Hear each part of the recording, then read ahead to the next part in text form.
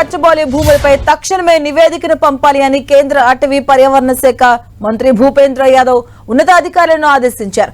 నిన్న బీజేపీ తెలంగాణ అధ్యక్షుడు కిషన్ రెడ్డి ఆధ్వర్యంలో తెలంగాణ బీజేపీ ఎంపీలు బండి సంజయ్, డికే అరుణ, ఈటెల రాజేందర్, ధర్మపురి అరవింద్, కొండా విశ్వేశ్వరరెడ్డి, జి నగేష్, రఘునందన్ రావు ఆయనను కలిసి వినతి పత్రాన్ని సమర్పించారు. కంచె గచ్చిబౌలి భూముల విషయంలో జోక్యం చేసుకుని 400 ఎకరాల పర్యావరణ హెరిటేజ్ భూములను కాపాడాలని కోరారు. హైదరాబాద్ పర్యావరణ పరిరక్షణ సమతుల్యతకు కంచె గచ్చిబౌలి భూములు ఎంతో ప్రయోజనకరమని చెప్పారు. అనేక రకాల ఔషధ మొక్కలు, వివిధ పక్షి జాతులతో ఆ ప్రాంతమంతా అలరారుతుందని చెప్పారు.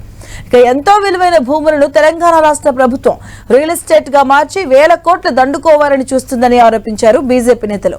హెచ్సీయూ విద్యార్థులతో పాటు యావత్ హైదరాబాద్ ప్రజలంతా ప్రభుత్వ నిర్ణయాన్ని వ్యతిరేకిస్తున్నారని కేంద్ర మంత్రి భూపేంద్ర యాదవ్ దృష్టికి తీసుకెళ్లారు.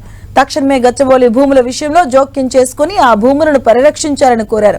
ఈ సందర్భంగా సానుకూలంగా స్పందించిన కేంద్ర మంత్రి భూపేంద్ర యాదవ్ కంచె గచ్చిబౌలి భూములపై తక్షణమే నివేదిక ఇవ్వాలని అటవీ పర్యావరణ శాఖ అధికారులను ఆదేశించారు. నివేదిక అందిన తర్వాత తగిన చర్యలు తీసుకుంటామని బీజేపీ నేతలకు ఆయన హామీ ఇచ్చారు.